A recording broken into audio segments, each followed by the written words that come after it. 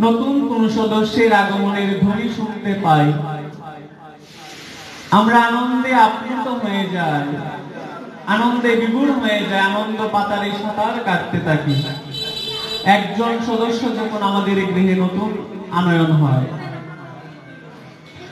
ঠিক সেই সময় যখন আমাদের পরিবার থেকে একজন বিয়োগ হয়ে যায়, তখন আমরা কান্নায় ভেঙে পড়ি। সংসার জুড়ে নেমে আসে বিষাদময়তা, বিষাদের ছায়া। এই পৃথিবীতে যেভাবে আমরা আনন্দে আপ্লুত হয়ে আগমনে, ঠিক একইভাবে অপর দিকে আমাদেরকে কান্নায় জর্জরিত হতে হয় বিদায়ের ঘন্টা যখন বেজে ওঠে। এই বিষাদময়তাকে আমরা যখন গ্রহণ করি, তখন ভক্তদেরকে আশ্বাস দিয়ে, অর্জুনকে আশ্বাস দিয়ে পরমেশ্বর ভগবান শ্রীকৃষ্ণ শ্রীমদ্ ভগবত গীতার 2য় অধ্যায় সাংখ্যযোগ বৈষ্ণব শ্লোকে বলছেন, বাসংসি দীর্ণানি যথা বিহায় নবানি গৃহ্ণাতি নরঃ পরাণি তথা শরীরানি বিহায় জীর্ণানি অন্যানি সনিয়াতি নবানি দেহি।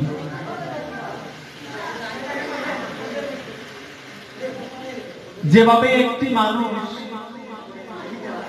তার পরিহিত বস্ত্রটাকে পুরাতন হওয়ার পরে, ময়লাযুক্ত হওয়ার পরে যখন সেটা ব্যবহার অযোগ্য হয়ে যায়, যখন সে সেটাকে ফেলে দেয়, ঠিক একইভাবে নতুন বস্ত্রটা সে পরিধান করে। এইরূপ ভগবান বিশ্লেষণ করে বলছেন, আমাদের যে জীবাত্মা রয়েছে, ভগবানের পরম অংশ, এই জীবাত্মাটা একইভাবে মানব দেহটা যখন পুরাতন হয়ে যায়, তখন কেবল একমাত্র নতুন একটা দেহের মাঝে সঞ্চারিত হয়। এই পুরাতন দেহটাকে পরিত্যাগ করে নতুন আরেকটা দেহ ধারণ করে, কেবলমাত্র পরিবর্তিত হয়, আর কোনো কিছুই নয়। এখন এই দেহটার মাঝে আত্মা বসবাস করার পরে দেহটা পুরাতন হলে পরে দেহকে পরিত্যাগ করে নতুন আরেকটা দেহ ধারণ করবে। কিন্তু যে দেহটার মাঝে ধারণ করার পরে সে বৃদ্ধ হওয়ার আগে যৌবন বয়সে কিংবা শিশু বয়সে মৃত্যুবরণ করে, তার দেহটাকে পুরাতন হয় বাবা। শিশুকালে যে শিশুটা মারা গেল, মাতৃগর্ভ থেকে পৃথিবীতে ভূমিষ্ঠ হওয়ার পূর্বে যে শিশুটা মাতৃগর্ভ থেকেই মারা গেল, পৃথিবীর আলো দেখতে পেল না, তার দেহটাকে পুরাতন হয়। তার দেহ স্বাদী সে গ্রহণ করতে পারলো না ষড়রিপু দ্বারা। তাহলে ভগবান যে শ্রীমদ্ ভগবত গীতার মাঝে বললেন, বাসংসি দীর্ণানি যথা বিহায় নবানি গৃহ্ণাতি নরঃ পরাণি তথা শরীরানি বিহায় জীর্ণানি অন্যানি সনিজাতি নবানি দেহি। এটা কি ভুল বললেন? যেদিন থেকে এই দেহের মাঝে স্পন্দন শুরু হয়ে গেল মাতৃগর্ভে, সেদিন থেকে আমাকে নির্দিষ্ট একটা আয়ুষ্কাল দিয়ে গোবিন্দ মাতৃগর্ভে পাঠিয়ে দিলেন। সেই দিন থেকে আমার মোট আয়ুষ্কাল যদি কেবলমাত্র 5 দিনই হয়, এই 5 দিন অন্তে আমার দেহটা মাতৃগর্ভের মাঝেই পুরাতন হয়ে যায়। তার জন্য জন্মগ্রহণ করে মৃত্যুর স্বাদ গ্রহণ করার কোনো আবশ্যকতা নেই। মৃত্যুর স্বাদ যদি মাতৃগর্ভ থেকেও করে, কেবলমাত্র 5 দিনও যদি আয়ুষ্কাল হয়, বলছেন 5 দিন অন্তে এই দেহটা পুরাতন হয়ে যায়। এই আত্মা তখন নতুন দেহের অন্বেষণ করে পুরাতন দেহটাকে পরিত্যাগ করে। জাতস্য ধ্রুব মৃত্যুর ধ্রুবম জন্ম মৃতস্য চ তস্মাৎ পরিহার্যে অর্থে ন শুচিত মহর্ষি। জাতরূপ ধর্ম হচ্ছে যার জন্ম গ্রহণ হয়েছে তার মৃত্যু সুনিশ্চিত। আমরা জানি যার জন্ম হয়েছে তার মৃত্যু সুনিশ্চিত, তথাপি আমরা মৃত্যুতে ভেঙে পড়ি। কিন্তু আমাদের মৃত্যু যে হচ্ছে প্রতি পদে পদে, আমরা তো সেটা বুঝতেই পারি না। আমরা জানি মৃত্যু কয়বার হয়, কেবলমাত্র একবার, তাই তো? কেবলমাত্র দেহ থেকে যখন প্রাণ পাখিটা চলে যায় তখন আমরা মনে করি আমাদের মৃত্যুবরণ হয়েছে, কিন্তু না, আমরা প্রতিটা ক্ষণে ক্ষণে, প্রতিটা দিনে, প্রতিটা মুহূর্তের মাঝে আমরা মৃত্যুর স্বাদ গ্রহণ করছি। জাতস্য ধ্রুব মৃত্যুর ধ্রুবম জন্ম মৃতস্য চ তস্মাৎ অপরিহার্য তেন সূচিত মহর্ষি। যার জন্ম হয়েছে তার মৃত্যু সুনিশ্চিত। আমরা মৃত্যুর স্বাদ কেবলমাত্র একবার গ্রহণ করি না। চিন্তা করে দেখুন তো বাবা, যখন আমি শিশু বয়সে ছিলাম, আপনি যখন শিশু বয়সে ছিলেন, ওই শিশু বয়সটি থেকে যখন আমরা যৌবনে পা রাখলাম, তখন কি আমার শিশুকালটা মৃত্যুবরণ করলো? আমি চাইলেও কি সেই শিশুকালে আবার যেতে পারবো? সম্ভব নয়। তার জন্য যখন আমি যৌবন বয়স থেকে আমি বৃদ্ধ হলাম, সঙ্গে সঙ্গে আমার যৌবন বয়সটার মৃত্যু ঘটে গেল। হলো কিনা? তার জন্য প্রত্যেকটা দিন আমাদের আয়ুষ্কাল বৃদ্ধি হচ্ছে, বয়স বাড়ছে আমাদের, আর আমরা প্রতিটা দিন করে করে, প্রতিটা কোণে কোণে আমরা মৃত্যুর স্বাদ গ্রহণ করছি। মৃত্যু কেবল এই নেই যখন এই দেহটা থেকে প্রাণ চলে যাবে তখন। এই আত্মার তো কোনো বিনাশ নেই। আমরা যদি মৃত্যুটা শব্দটাকে ব্যবহার করি তাহলে বুঝতে একটু কষ্ট হবে। সেটা হবে কেবলমাত্র পরলোকগত, কেবলমাত্র পরিবর্তন। এই সংসারের ধর্মটাই হচ্ছে পরিবর্তন। সংসারের ধর্ম কি? ধর্মই হচ্ছে কেবল পরিবর্তন। যেমন শিশুকাল থেকে আমরা যৌবনে পদার্পণ করি, আমার শিশুকাল মৃত্যুবরণ করলো। শিশুকালে আমার যখন মার দুগ্ধ ছাড়া আর কিছু পেতাম না, আর কোনো কিছু গ্রহণ করতে পারতাম না। আমি চাইলেও যখন যৌবন বয়সে পারাবো, আমি কি পারবো মায়ের দুগ্ধ পান করতে? আর সম্ভব না। তাহলে তৎক্ষণাৎ আমার শিশুকালটা মৃত্যুবরণ করে ফেললো। ওই তখন তো আমরা কাঁদি না গো।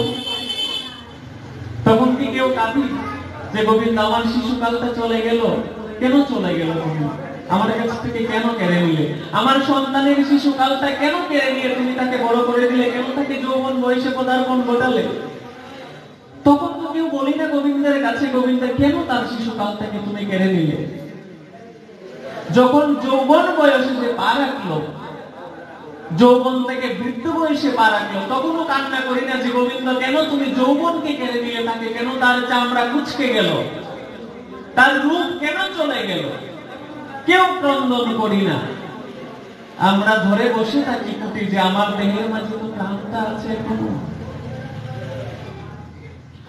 যখন আমরা বিছানাতে শুয়ে থাকি, হাঁটার সমর্থ নেই, তখনও কান্না করি না যে গোবিন্দ আমার চলার ক্ষমতার মৃত্যু হলো, আমার যৌবন শক্তি, আমার দেহের শক্তির মৃত্যু ঘটলো, কেন আমার শক্তি তুমি কেড়ে নিলে? কান্না তো করি না।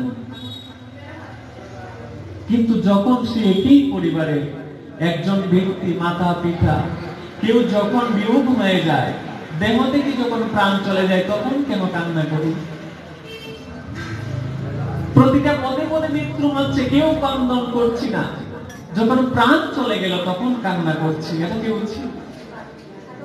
এটাই বললেন অর্জুনকে, অর্জুন তুমি কিসের চিন্তা করছো? কিসের চিন্তা করছো? তুমি যাদের জন্য যুদ্ধ করছো তাদেরকে মেরে ফেলবে, সেটাই তো চিন্তা করছো। তুমি মারার কে? তুমি যদি তাদেরকে নাও মারো, তাদেরকে মৃত্যুর স্বাদ গ্রহণ করতে হবে, তুমি বাঁচাবার কে? তুমি তো বাঁচাতে পারবে না। তুমি যদি এই যুদ্ধক্ষেত্রকে পরিত্যাগ করো, তথাপি তুমি তোমার পুরো বংশীয়দেরকে বাঁচাতে পারবে না। তাদের মৃত্যুর স্বাদ গ্রহণ করতে হবে, কারণ জাতস্য ধ্রুব মৃত্যুর ধ্রুবম জন্ম মৃতস্য চ। আত্মার তো কোনো বিনাশ নেই। নয়নম চিন্তান্তে শস্ত্রাণি, আত্মাকে অস্ত্রের দ্বারা কাটা যায় না। নয়নম দহতি পাবকঃ, আত্মাকে আগুনে পোড়ানো যায় না। নয়নম চিন্তান্তে শস্ত্রাণি, নয়নম দহতি পাবকঃ, ন চ এনম এদয়ন্তি আপো, ন শুষয়তি মারুতঃ। এই আত্মাকে জলে ভিজানো যায় না, বায়ুতে শুকানো যায় না, অদৃশ্য, দেখা যায় না, স্পর্শ করা যায় না। কেবলমাত্র এক অনুভব, একটা অনুভূতি। আমার দেহের মাঝে প্রাণ আছে, আমি বেঁচে আছি, কেবলমাত্র অনুভূতি, সেটাই আত্মা। তাহলে এই আত্মাকে কি মারা কোনোদিন সম্ভব? গোবিন্দ বলছে, তুমি কিসের জন্য সুখ করছো? অচ্ছেদ্য অয়ং অধার্য অয়ং অক্লেদ্য অস্পৃষ্ট এবচ। এই আত্মা অক্লেদ্য, তাকে বিভাজন করা যায় না, অসুস্থ। কেউ কথা বলবেন না কৃপা করে। ভগবানের কথার সময় আশেপাশের কাজ চলমান থাকবে, কিন্তু কথা বলা যেন অপরাধ হয়ে যাবে। অপরাধের শাস্তিও আছে। যদি ভগবানের কথা চলমান থাকে, কেউ পাশে থেকে কথা বলে, যে ভক্ত কৃষ্ণ কথা শ্রবণ করছে ব্যাঘাত ঘটায়, তাহলে তার পরের জন্মে শুকর জুড়িতে জন্মগ্রহণ করতে হবে। তাই সাবধান, কাজ চালিয়ে যান, কেউ কথা বলবেন না কৃপা করে। তাই যে প্রসঙ্গে ছিলাম, আজকে হচ্ছে বৈষ্ণব সেবা, পরলোকগত আত্মার শান্তি কামনায়। এই মৃত্যুর স্বাদ আমাদেরকে প্রত্যেকের গ্রহণ করতে হবে। এই বৈষ্ণব সেবা যেখানে আয়োজন করা হয়, সেখানে হরিদাস নির্যানটাই আলোচ্য বিষয়। আমাদের প্রত্যেকের যেতে হবে একদিন, মৃত্যুর একটা প্রস্তুতি থাকে। ভাগবতমে আমাদেরকে শিক্ষা দিচ্ছেন আসন্ন মৃত্যু জীবের কর্তব্য কি। আর শ্রী চৈতন্য চরিতামৃতে শ্রীকৃষ্ণ চৈতন্য মহাপ্রভুর সপার্ষদ হরিদাস ঠাকুরের নির্ধানের মাধ্যমে আমাদেরকে শিক্ষা দিচ্ছেন, এই পৃথিবী থেকে যখন আমরা চলে যাব, তখন আমাদের যাওয়ার পরিবেশটা কেমন হবে। এই জগতের মাঝে যে যেমন কর্ম করবে, তার ঠিক একইভাবে সেই কর্মটাই সে পাবে।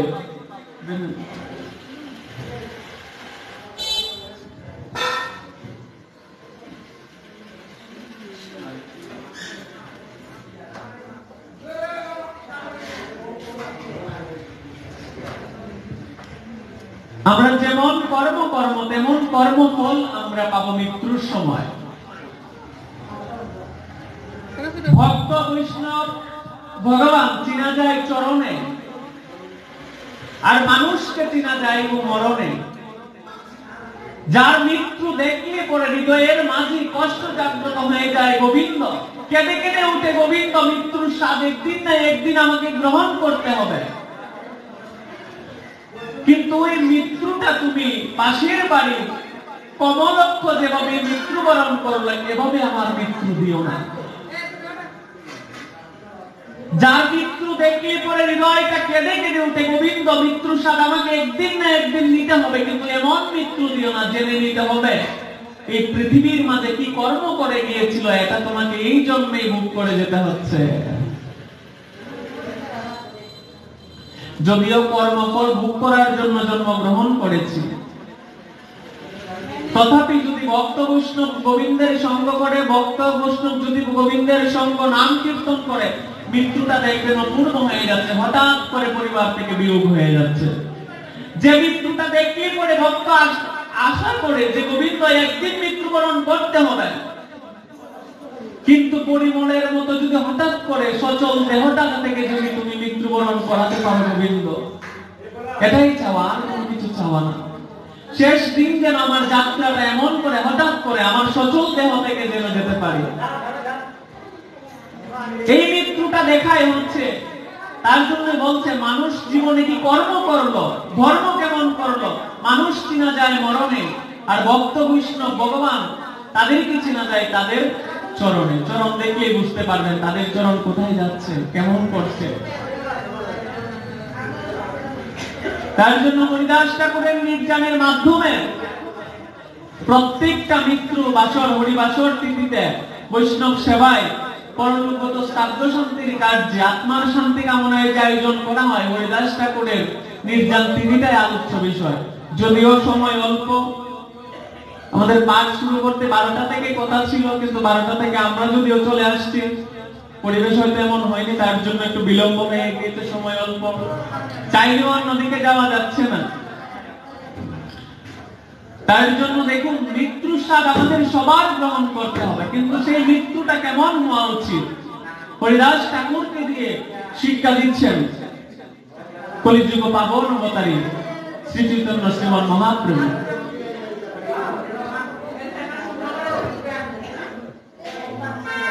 অনেক শব্দ হচ্ছে,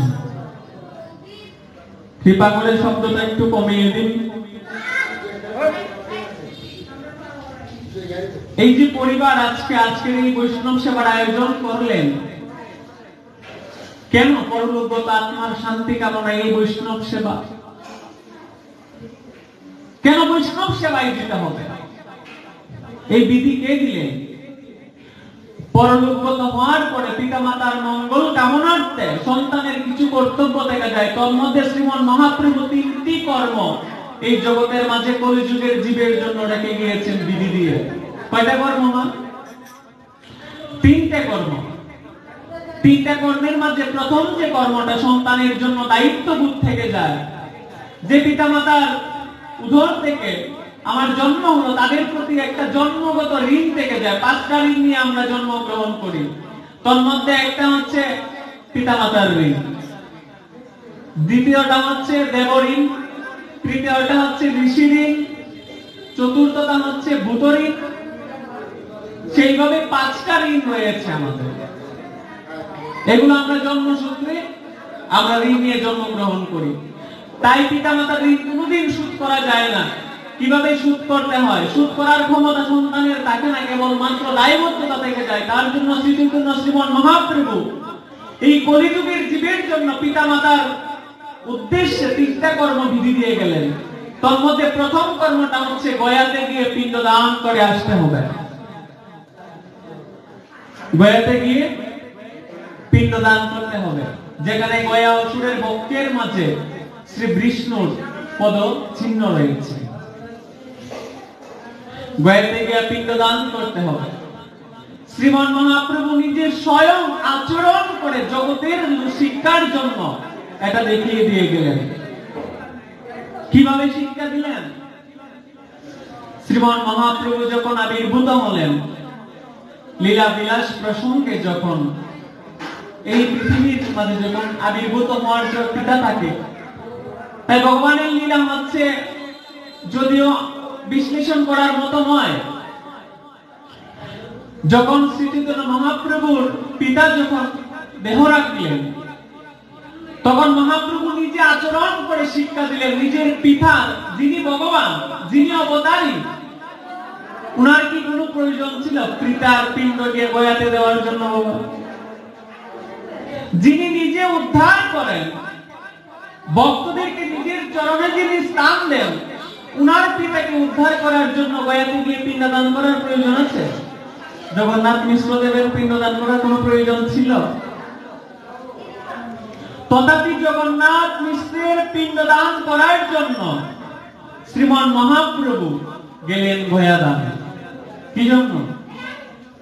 শ্রীমদ্ ভগবত গীতায় পরমেশ্বর ভগবান শ্রীকৃষ্ণ বললেন, যৎ যৎ আচরতি শ্রেষ্ঠ তৎ এব ইতরম জন সয়ৎ প্রমাণম কুরুতে লোক তৎ অনুবর্ততে। ন মে পার্থস্তি কর্তব্যম ত্রিষু লোকেষু কিঞ্চন ন অনবক্তম অবক্তব্যম বর্ত এব চ কর্মণি। আমি যদি আচরণ না করি, জগতের মাঝে কোনো জীব আচরণ করবে না। ভগবান বললেন, নমে পার্থ অস্তি কর্তব্যম, এই জগতের মাঝে আমার কোনো কর্ম নেই, তথাপি আমি কর্ম করি। কি জন্য করেন? গোবিন্দ কর্ম। যে গৃহের মাঝে পিতা অলস, সেই গৃহের পিতা যদি পুত্রকে আদেশ করেন, বাবা এই কর্মটা কর, পুত্র কি নিজে স্পৃহা থেকে কর্মটা করতে যাবে? বলবে নিজে কর্ম করে না, আমাকে পাঠায়। বড় ভাই যদি অলস প্রকৃতির হয়, বড় ভাই যদি বলে এই কাজটা গিয়ে করে, বড় ভাই আদেশ মানবে সাথে সাথে? কখনোই মানবে না। কি জন্য মানবে না? কারণ যদি আচরণ না করে, তাহলে জগৎ যে পালন করে না। তার জন্য গোবিন্দ বলছেন, যৎ যৎ আচরতি শ্রেষ্ঠ, আমি আচরণ না করলে জগৎ জীব পালন করবে না। আমার কোনো কাজ নেই, তথাপি আমি কর্মে লিপ্ত আছি। তার জন্য শ্রীমান মহাপ্রভু আমাদেরকে শিক্ষা দেওয়ার জন্য নিজের পিতা যিনি, উনাকে উদ্ধার করার জন্য গয়াদানে গেলেন পিণ্ডদান করতে। দ্বিতীয় কার্যটা হচ্ছে হরিনাম সংকীর্তন। পিতামাতার উদ্দেশ্যে হরিনাম সংকীর্তন যজ্ঞ দিতে হবে। 16 প্রহর ব্যাপী, 8 প্রহর ব্যাপী, 32 প্রহর ব্যাপী হরিনাম সংকীর্তন দিতে হবে। তৃতীয় কর্মটা হচ্ছে সেই পরলোকগত আত্মার শান্তি কামনায় বৈষ্ণব সেবা। যদি কারো গয়াতে পিণ্ডদান করার সামর্থ্য না থাকে, যদি তার সাধ্য সামর্থ্য না থাকে, তাহলে সে কি করবে? হরিনাম সংকীর্তন দিবে। যদি হরিনাম সংকীর্তন দেওয়ার যদি সামর্থ্য না থাকে, তাহলে সে বৈষ্ণব সেবা করবে। আশেপাশে অনেক শব্দ হচ্ছে, কৃপা করে শব্দ একটু কমিয়ে দিন। এভাবে তো কৃষ্ণতা হয় না।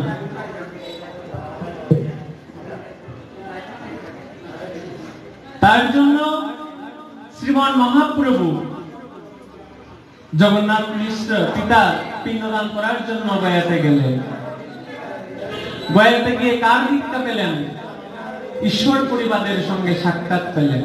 দেখুন বৈষ্ণবকে কতটা শ্রদ্ধা, কতটা সম্মান করতে হয়। জগতের জন্য কি রেখে গেলেন মহাপ্রভু, কি শিক্ষা দিলেন। শ্রীমান মহাপ্রভু যখন ঈশ্বর পরিবারকে প্রথম দর্শন করলেন, বৈষ্ণব সেবা কিভাবে দিতে হয় শিক্ষা দিলেন। প্রথম দর্শন করার সঙ্গে সঙ্গে বলছেন শ্রীমান মহাপ্রভু, প্রভু বলে গয়া যাত্রা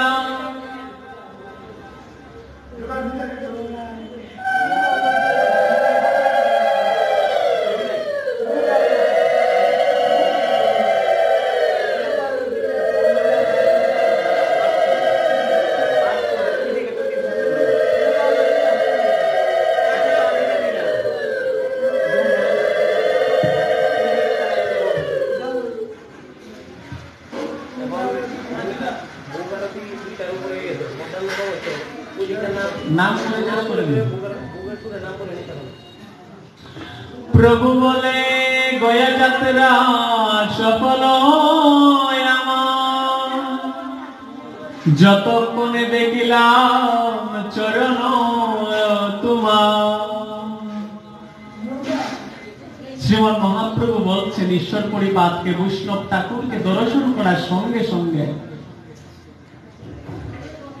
চরণের দিকে তাকিয়ে বৈষ্ণবের কোথায় আগে তাকাতে হয়, দৃষ্টিটা কোথায় দিতে হয়।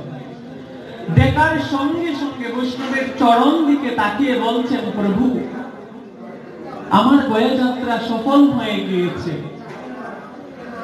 গয়াতে আমার যাত্রা তখনই সফল হয়ে গেল যখন আমি তোমার চরণটা, যেই কোণে আমি তোমার চরণকে দর্শন করলাম, বৈষ্ণব চরণ দর্শন করার সঙ্গে সঙ্গে আমার গয়া যাত্রা সফল হয়ে গেল। প্রভু বলে গয়া যাত্রা সফল হয় আমার, যতক্ষণে দেখিলাম চরণ তোমার। গয়া যাত্রা করলেন কি উদ্দেশ্যে? পিণ্ডদানের উদ্দেশ্যে। পিণ্ডদান করার জন্যই তো বলছেন, আমার পিণ্ডদান হয়ে গিয়েছে তোমার চরণ দর্শন করার সঙ্গে সঙ্গে। বৈষ্ণব চরণ দর্শন করার সঙ্গে সঙ্গে পিণ্ডদানের কার্য সম্পাদন হয়ে যায়। বৈষ্ণবকে এতটা সম্মান দেয়। তাই মহাপ্রভু যিনি ভগবান, উনার কি এতটা উপরে বৈষ্ণবকে স্থান করানোর উচিত ছিল? বৈষ্ণবকে বলছেন, বৈষ্ণবের চরণ দর্শন করার সঙ্গে সঙ্গে আমার পিণ্ডদানের কাজ সম্পাদন হয়ে গেল। শুধু তাই বলেন, তীর্থে পিণ্ড দিলে শেষ স্তরে পিতৃগণ, সেই যারে পিণ্ড দেয় তরে সেই জন। যদি কেউ তীর্থে পিণ্ড দিতে যায়, এখান থেকে কি কেউ গিয়েছেন গয়াধামে? আমার যাওয়ার সৌভাগ্য হয়েছে। আমি যখন গিয়েছি, ব্রাহ্মণ ঠাকুর যখন মন্ত্র করাচ্ছেন, প্রত্যেকটা একটা লিস্ট বের করতে হয়েছিল। আমার মাও ছিল সাথে, মা একটা লিস্ট বের করে দিচ্ছেন। আমার বংশের যারা ছিল, পূর্বপুরুষ মাতৃকুলের যারা ছিল, 2 কুলের লিস্ট কানিয়ে দিলেন। বলছেন যাদের নাম বলবেন, যারা যারা নাম মনে আছে তাদের নাম বলেন, তারা উদ্ধার হয়ে যাবে। এখন তীর্থপিণ্ড দিলে তরে সেই জন, সেই যারা পিণ্ড দেয় তরে কেবল সেই জন, আর কেউ করতে পারবে না। তীর্থে যার উদ্দেশ্য করে পিণ্ড দিবেন তার নাম নিতে হবে। যদি নাম নিয়ে পিণ্ড না দেন, কাজে হবে? পিতার নাম নিতে হয়, মাতার নাম নিতে হয়, তবে সেই পিণ্ড কাজে হয়। তাই মহাপ্রভু বলছেন তীর্থ পিণ্ড দিলে তরে সেই জন, সেই যারে পিণ্ড দেয় তরে সেই জন। সে যাকে পিণ্ড দিবে কেবল মাত্র সেই করবে, আর কেউ করতে পারবে না। এখন আমার 10 কুল পূর্বে যার নাম আমার জানা নেই, সে কি উদ্ধার হতে পারবে? পারবে না। তোমা দেখিলেই মাত্র কোটি পিতৃগণ, সেই কোণে সর্ববন্ধ পাইবি মোচন। প্রভু, তীর্থ আমি পিণ্ড দিতে এসেছি, যার উদ্দেশ্য করে যে পিণ্ড দিবে কেবল সে উদ্ধার হবে। আর যদি কেউ বৈষ্ণবকে দর্শন করেন, বলছেন তোমা দর্শন করার সঙ্গে সঙ্গে কোটি কোটি পিতৃপুরুষগণের সঙ্গে সঙ্গে বন্ধন মুক্ত হয়ে যায়। নাম নিয়ে পিণ্ড দেওয়ার কোন উদ্দেশ্য নেই, প্রয়োজন নেই। বৈষ্ণব দর্শন করার সঙ্গে সঙ্গে কোটি কোটি পিতৃপুরুষ উদ্ধার হয়ে যায়। তোমা দেখিলেই মাত্র কোটি পিতৃগণ, সেই কোণে সর্ববন্ধ পাইবি মোচন। অতএব তীর্থ নহে তোমার সমান, তীর্থের পরম তুমি মঙ্গল প্রধান। বৈষ্ণব ঠাকুরকে বলছেন, প্রভু তুমি এতটা মহান, এই তীর্থ তোমার কাছে কোনো কিছুই না। অতএব তীর্থ নহে তোমার সমান, এই তীর্থ তোমার সমান নয়। তীর্থের পরম তুমি মঙ্গল প্রধান, মঙ্গল প্রধান তীর্থের চাইতেও বেশি তুমি। কি জন্য? কারণ তীর্থে যেতে হয় ভক্তকে, তীর্থে গিয়ে তারপর কার্য সম্পাদন করতে হয়। আর বৈষ্ণব এতটা মঙ্গলময়, বৈষ্ণবকে দর্শন করলেই পবিত্র হয়ে যায়। তার জন্য বৈষ্ণবকে উপরে স্থান দিয়েছেন। বৈষ্ণবকে দর্শন করার সঙ্গে সঙ্গে সমস্ত কার্য সম্পাদিত হয়ে যায়। তোমা দেখিলেই মাত্র কোটি পিতৃগণ তৎক্ষণাৎ উদ্ধার হয়ে যায়। তারপর যে শ্লোকটা বললেন মহাপ্রভু, এই শ্লোকটা কেবলমাত্র কলিমত জীবের জন্য বলেছেন। সংসার সমুদ্র হইতে উদ্ধার মোরে, এই আমি দেহ সমর্পিলাম তোমারে। প্রভু, আমার এই দেহটা সংসারের মাঝে পতিত হয়ে আছে, তুমি আমাকে উদ্ধার করো। আমার এই দেহটাকে সমর্পণ করলাম। শ্রীমন মহাপ্রভু শিক্ষা দিয়ে গেলেন জগৎ জীবের শিক্ষার করে, যে বৈষ্ণব চরণে নিজেকে কিভাবে সমর্পণ করতে হয়। সংসার সমুদ্র হইতে উদ্ধার মোরে, এই আমি দেহ সমর্পিলাম তুমি আমাকে। আমার দেহটাকে তোমার চরণে সমর্পণ করলাম, তুমি আমার এই দেহটাকে উদ্ধার করো প্রভু। কারণ আমি এই সংসার, মায়াবাদী সংসারের মাঝে আমি পতিত হয়েছি। ভগবান কাকে উদ্দেশ্য করে বললেন? কেবল মাত্র এই জীবকে উদ্দেশ্য করে বললেন। কৃষ্ণ পাদ পদ্মের অমৃত রসপান, আমারে করাও তুমি এই চাহিদান। কৃষ্ণ পাদ পদ্মের অমৃত সুধাপান কেবলমাত্র বৈষ্ণব, গুরু বৈষ্ণব করাতে পারেন, এছাড়া আর কেউ পারবে না। যদি গুরুদেবের কৃপা না হয়, বৈষ্ণবের কৃপা না হয়, কৃষ্ণ কথার মাঝে কৃষ্ণ রস, কৃষ্ণ প্রেম কখনো জাগবে না। কৃষ্ণ প্রেম ভক্তি সেবার মাঝেও কখনো জাগবে না, যদি গুরুদেবের কৃপা না হয়, যদি বৈষ্ণবের কৃপা না হয়। তার জন্য শ্রীমন মহাপ্রভু বললেন যে সংসারের মাঝে আমি পতিত হয়ে আছি, আমাকে তুমি উদ্ধার করো। উদ্ধার করার পরে তুমি আমাকে কৃষ্ণ কথা রস আস্বাদনের অমৃত সুধা আমাকে তুমি প্রদান করো। তোমার বিনা আমাকে অমৃত সুধা এই জগতে আর কেউ দিতে পারবে না। তার জন্য বৈষ্ণবের চরণে নিজেকে সমর্পিত করে বুলন্ডিত হয়ে দণ্ডবত প্রণাম নিবেদন করলেন মহাপ্রভু। এভাবেও শিক্ষা দেওয়া যায় জীবকে। তারপরেও যদি আমরা বৈষ্ণবের চরণে অপরাধ করি, যে জায়গায় মহাপ্রভু নিজে শিক্ষা দিলেন, ওনার দীক্ষাগুরু ঈশ্বরপুরীপাদের কাছ থেকে লীলা বিলাস করে কেবলমাত্র আমাদের জন্য, তারপরেও যদি আমরা বৈষ্ণবকে অবমাননা করি, অসম্মান করি, অপরাধ করি, বৈষ্ণব অপরাধ থেকে কখনো আমাদেরকে পরিত্রাণ কেউ করতে পারবে না, স্বয়ং গোবিন্দও করতে পারবেন না। গোবিন্দও করবেন না বৈষ্ণব অপরাধ যদি করেন।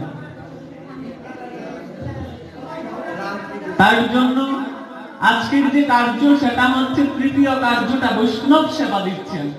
কলিযুগের মাঝে সন্তান কয়টা কাজ করার জন্য নির্দেশ দিলেন? 3টা। তন্মধ্যে কনিষ্ঠ কার্যটা হচ্ছে আজকেরটা, বৈষ্ণব সেবা। বৈষ্ণব সেবা কেন দিতে হবে? অনেকেই বলবে এতিমখানায় সেবা দিয়ে দাও, মানব সেবা হচ্ছে। একটা ত্রাণ দিয়ে দাও, একটা অচল পরিবার চলতে পারে না, তাকে একটা কিছু দিয়ে দাও, চলতে পারছে। সেটা তো মানবতার ধর্ম, সেটা মানব ধর্ম। কিন্তু বৈষ্ণব যারা আচরণশীল বৈষ্ণব, তারা কখনো সেবা গ্রহণ করেন না। বৈষ্ণবকে সেবা করাতে হলে আপনি ব্রজে যাবেন, কি আপনি কোটি টাকার চেক লিখে দিবেন, সঙ্গে সঙ্গে তার কথা দিয়ে আপনাকে তাড়িয়ে দিলে সেখান থেকে, বলতে দূর হয়ে যা, এই বিষয়ের সঙ্গে যেন আমি না করি। ব্রজধামে বজনানন্দী যদি সন্ত বাবাজিদের কাছে গিয়ে আপনি কোটি টাকার চেক লিখে দেন, সঙ্গে সঙ্গে লাঠি মেরে বের করে দিয়ে বলবে দূর হয়ে যা, বিষয়ে আস্বাদন করাতে যাচ্ছিস আমাকে। এমন বহু দৃষ্টান্ত রয়েছে।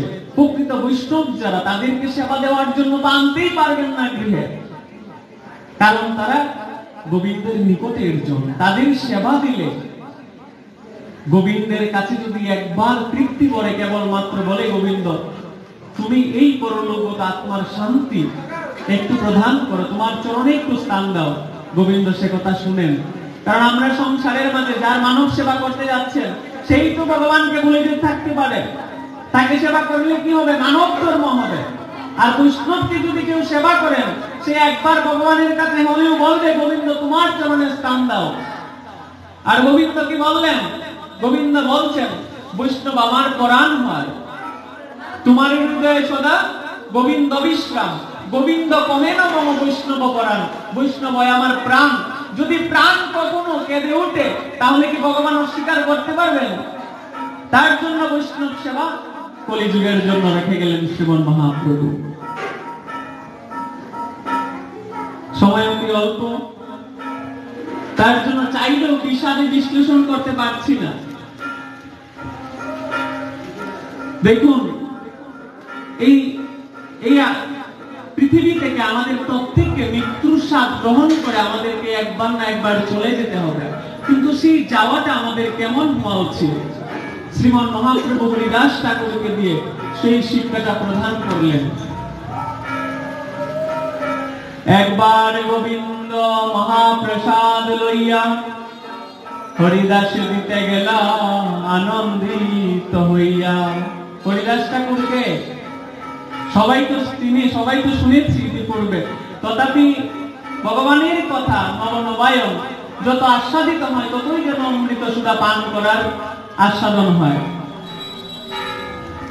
হরিদাস ঠাকুর হচ্ছেন খুলনা জেলার সাতক্ষীরা উপজেলার বুরন পরগনা গ্রামে জন্মগ্রহণ করেছিলেন, মৃচ্ছকুলায়।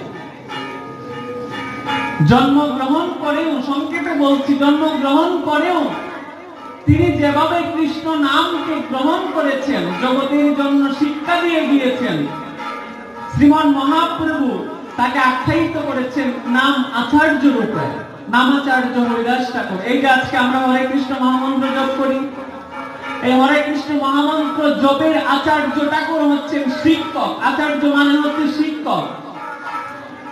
শিক্ষক হচ্ছেন নামের হরিদাস ঠাকুর, যিনি ম্লেচ্ছকুলে জন্মগ্রহণ করলেন, তথাপি তিনি নামের আচার্য। কি জন্য? কারণ নামকে গ্রহণ করে তিনি জগতের মাঝে শিক্ষা দিয়ে গিয়েছেন কিভাবে নাম গ্রহণ করতে হয়। হরিদাস ঠাকুর এমন ভাবে নাম করলেন, 3 দিন ব্যাপী একজন অতি পাপী থেকেও পাপী একজন বারবনিতা রক্তহীনাকে উদ্ধার করে দিলেন। শুধুমাত্র উদ্ধার করলেন না, তাকে পতিতা থেকে, বারবনিতা থেকে বৈষ্ণবী হয়ে জগতের মাঝে পূজা করার জন্য তাকে দেবী রূপে আখ্যায়িত করে গেলেন, কেবলমাত্র নামের কারণে। কি জন্য? 3 দিনে সম্ভব পরিবর্তন করা? কোনোভাবেই সম্ভব নয়। যে অভ্যাস করে আসছে, যে পাপ দেহের মাঝে লেগে আছে, ওই পাপ থেকে কখন পবিত্র হয়ে যায়? বৈষ্ণব দর্শন করলে পবিত্র হয়ে যায়। দর্শনে পবিত্র করে এই তোমার গুণ। কিছু শুনতেও হবে না, কিছু করতে হবে না, বৈষ্ণবের সঙ্গ করি, বৈষ্ণবের অঙ্গ হই, শ্রদ্ধান্বিত শ্রবণ কীর্তন।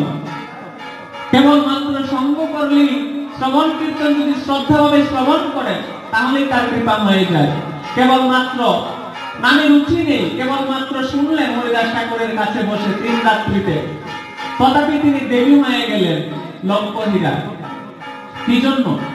কারণ হরিদাস ঠাকুর প্রত্যেক দিন যখন লক্ষ্মীরা যেতেন 3 দিন, কেবলমাত্র নাম করে করে একটাই চাইতেন গোবিন্দের কাছে, প্রভু যদি কোনোদিন আমি একবারও তোমার নাম নিষ্ঠাভাবে নিয়ে থাকি, যদি নামের কৃপা আমার যদি একটু হয়ে থাকে সঞ্চিত, যদি পূর্ণ একটু সঞ্চিত করে থাকি আমি, তুমি তোমার এই ভক্তকে সেই নামের প্রেমটুকু দিয়ে তাকে তুমি ভক্ত করে দাও, আর কোনো কিছু চাই না। আমি যে নাম করছি 3 দিন 3 লক্ষ করে, আমি যদি একটু কৃপা সঞ্চিত করে থাকি প্রভু, তুমি সেই নামের কৃপা আজকে লক্ষ্মীরাকে আমি দিয়ে দিলাম, তুমি কৃপা করে লক্ষ্মীরাকে বৈষ্ণবী করে দাও। তৎক্ষণাৎ গোবিন্দকে পরম বৈষ্ণবী করে দিলেন। এমনিতেই নয়, লক্ষ্মীরা শ্রবণ করলে কি হয়? হরিদাস ঠাকুর এতটা নামাচার্য ছিলেন, লক্ষ্মীরা পতিতা থেকে তাকে উদ্ধার করে দেবীরূপে আখ্যায়িত করলেন। যশোর জেলায় আমার সেখানে যাওয়ার সৌভাগ্য হয়েছে। এখনো সেখানে বিশাল ভাবে লক্ষ্মীরাকে পূজা দেওয়া হয়, নিত্য পূজা দেওয়া হয়। দেবী আজকে তিনি। তার জন্য সেই হরিদাস ঠাকুর নামকে কখনো ত্যাগ করেনি। 3 লক্ষ হরিনাম সংকীর্তন জপ করতেন। কোথায়? যখন পুরীধামে শ্রীক্ষেত্রে ধামে গেলেন মহাপ্রভুর সঙ্গে, মহাপ্রভু সেখানে হরিদাস ঠাকুরের জন্য সমস্ত ব্যবস্থা করে রাখলেন। হরিদাস ঠাকুরের কোনো কিছু ছিল না, সমস্ত কিছুকে পরিত্যাগ করে পুরীধামে গেলেন হরিদাস ঠাকুর। একটা কুটিরে যে থাকবেন সেই কুটিরটা পর্যন্ত ছিল না। প্রত্যেক দিন হরিদাস ঠাকুর বসে বসে নাম জপ করেন। হরিদাস ঠাকুরের গায়ে রুদ লাগে, বাড়িতে বসে নাম জপ করেন, কুটির নেই, তার গায়ে রুদ লাগে। মহাপ্রভু কি করলেন?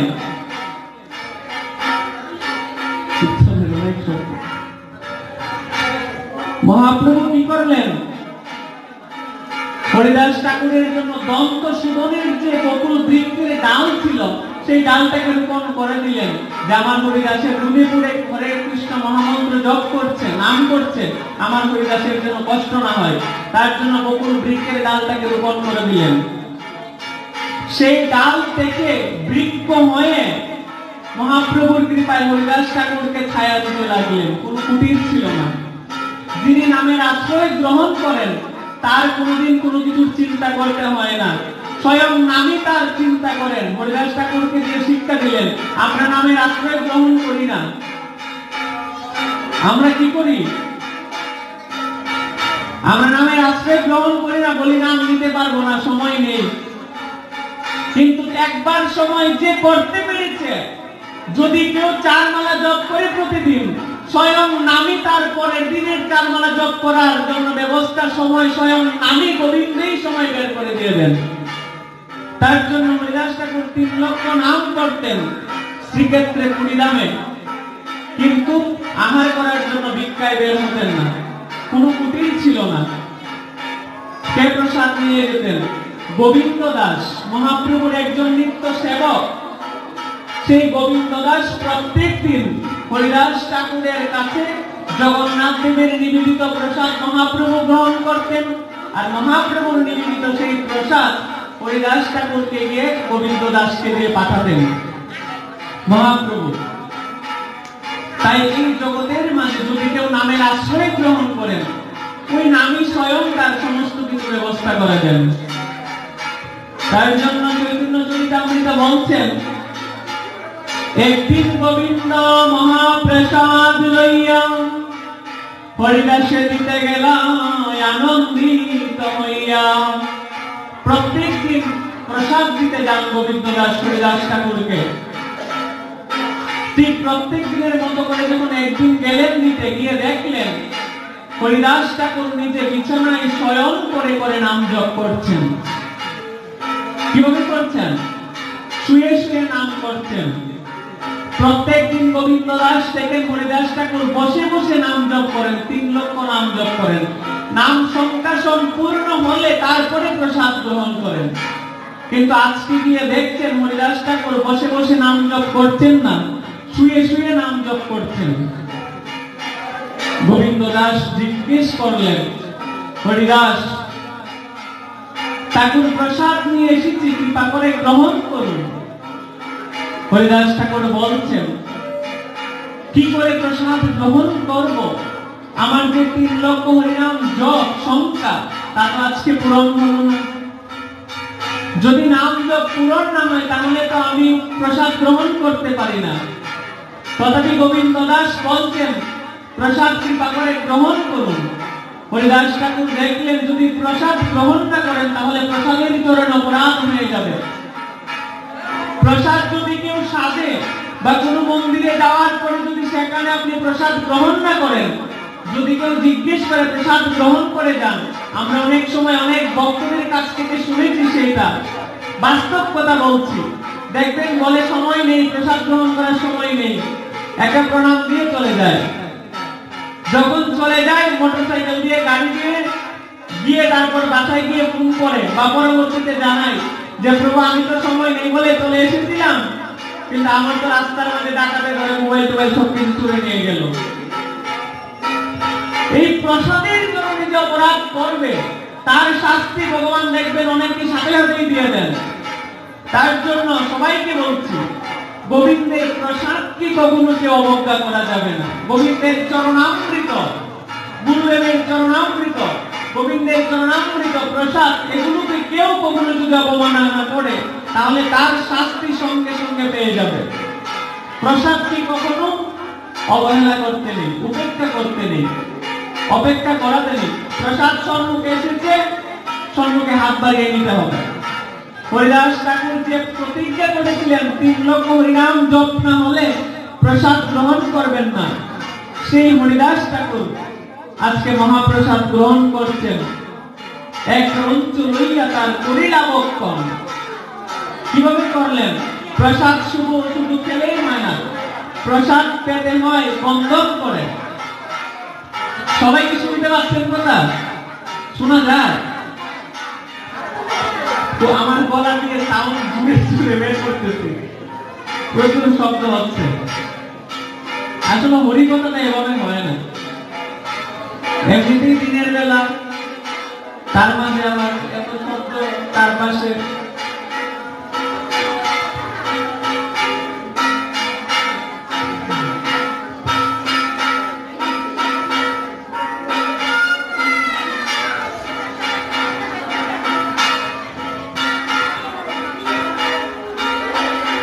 প্রসাদ গ্রহণের পূর্বে বন্দনা করতে হয়, জানি কি সবাই?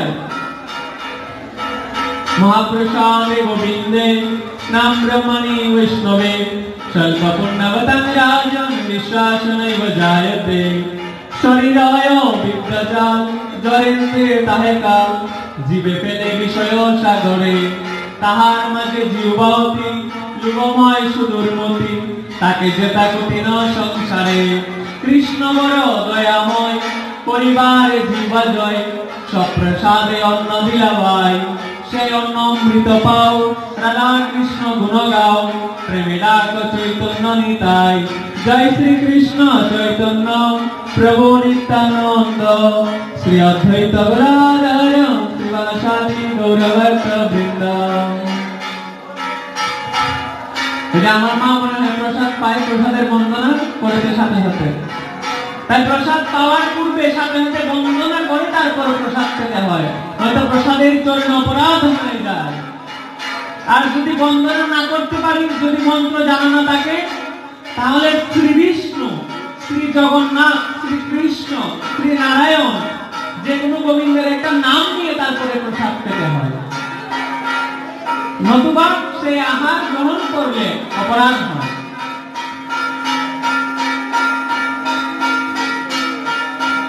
তার জন্য হরিদাস ঠাকুর মহাপ্রসাদ বন্দনা করে দুষ্পুরাণের জন্য এক রঞ্চু, এত অল্প একটু প্রসাদ পেলেন।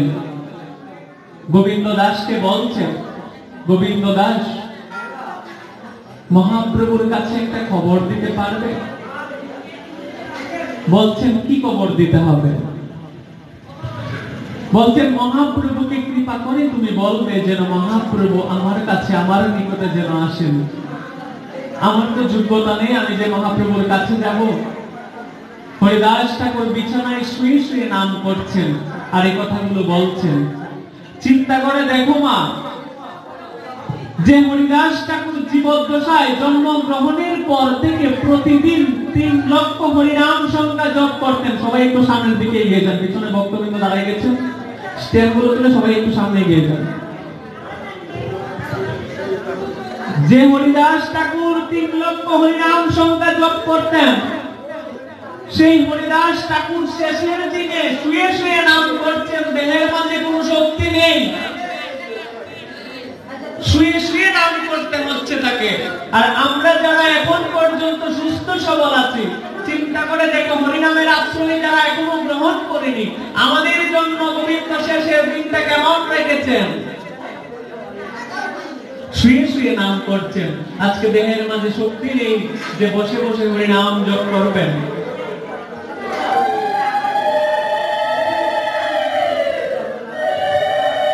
হরিদাস ঠাকুর যখন গোবিন্দ দাসকে বললেন মহাপ্রভুকে কৃপা করে বলবে যেন মহাপ্রভু আমার কাছে কৃপা করে যেন আসেন, হরিদাস ঠাকুরের কথা শুনে চলে গেলেন গোবিন্দ দাস।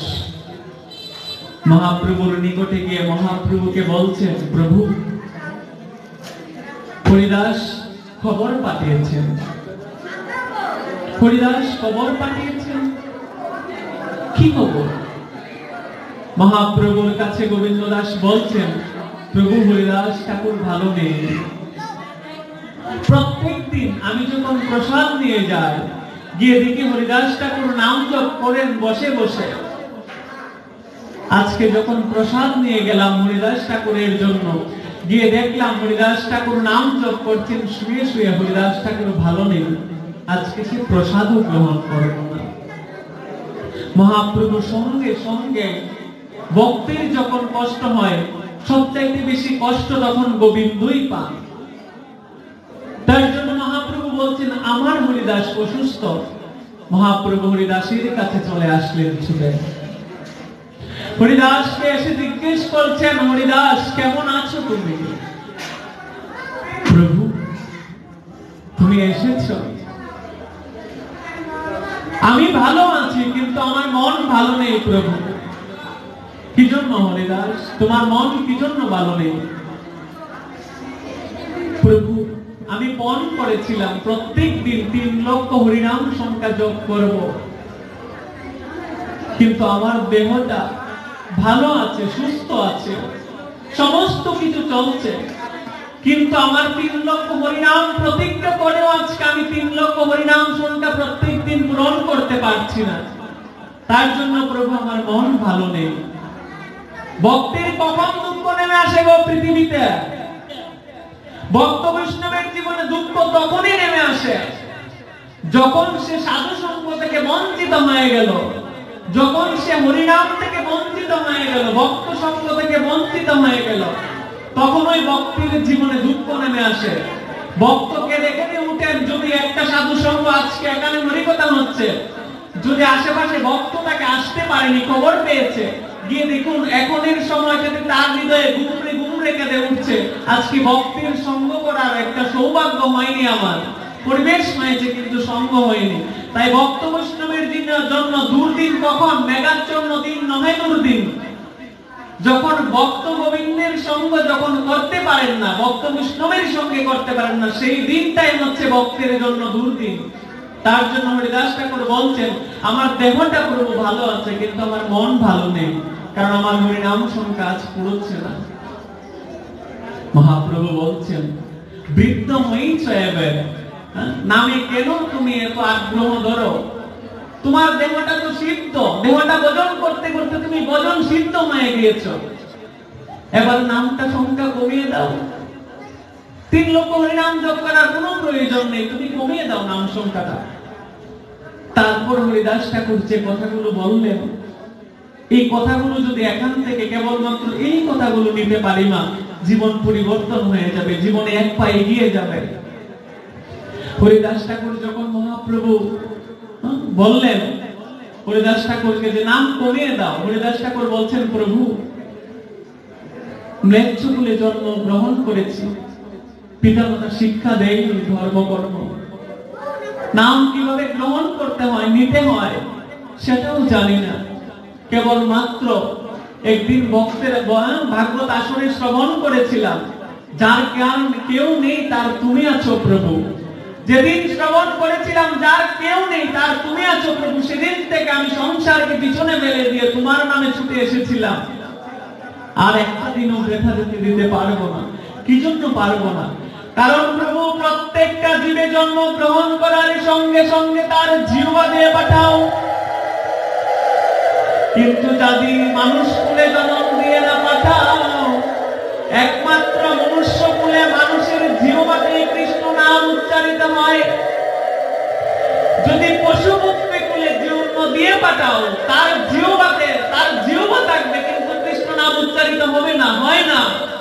একমাত্র মনুষ্য কুল যেখানে জন্ম গ্রহণ করলে জিহ্বাতে কৃষ্ণ নাম উচ্চারিত হয় প্রভু, এই জন্মটাকে আমি বৃথা যেতে দিতে পারি না।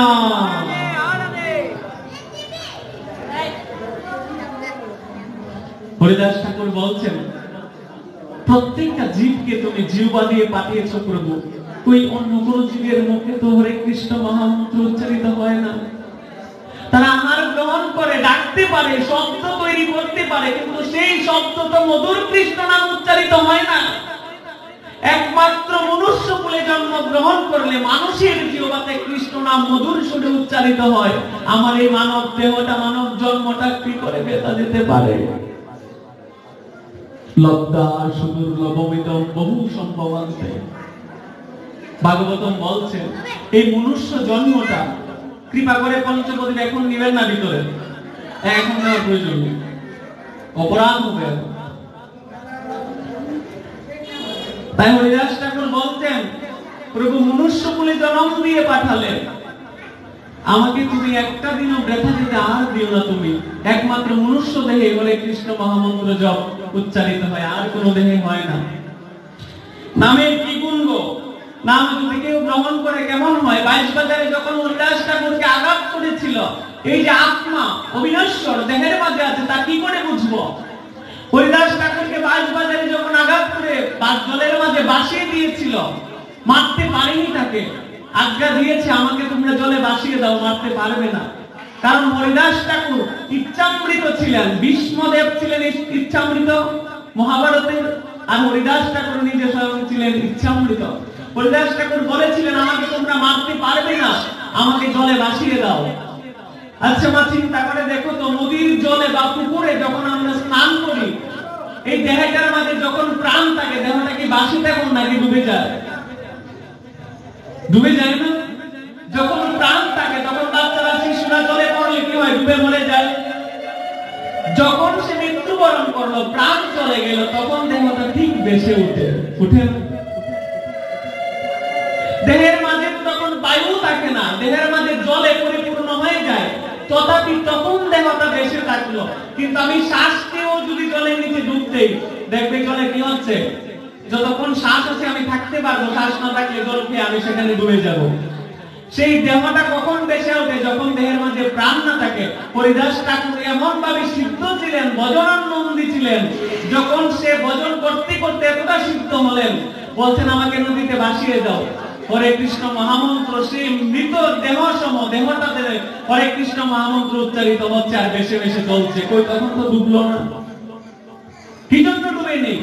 কারণ সে নামের আশ্রয় গ্রহণ করেছে, আর যে নামের আশ্রয় গ্রহণ করে, গোবিন্দ স্বয়ং বলছেন তাকে মারার, তার রুষ্ট করার মতো এই জগতের মাঝে কারো সামর্থ্য নেই। আমার ভক্তের কেউ বিনাশ করবে, নমে ভক্ত প্রণশ্যন্তি, আমার ভক্তের এই জগতের মাঝে কোনো বিনাশ নেই, আমার ভক্তকে আমি রক্ষা করি। গোবিন্দ বলছেন কুন্তায় প্রতি জানি নমে ভক্ত প্রণশ্যন্তি, গীতায় ভগবান বললেন।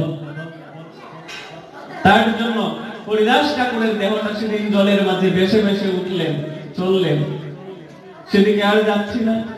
যে প্রসঙ্গে ছিলাম নির্জানে, মহাপ্রভু এসে জিজ্ঞেস করছেন, হরিদাস এবার তুমি এই সংখ্যাটাকে কমিয়ে দাও, কি দরকার 3 লক্ষ হরিনাম জপ করা?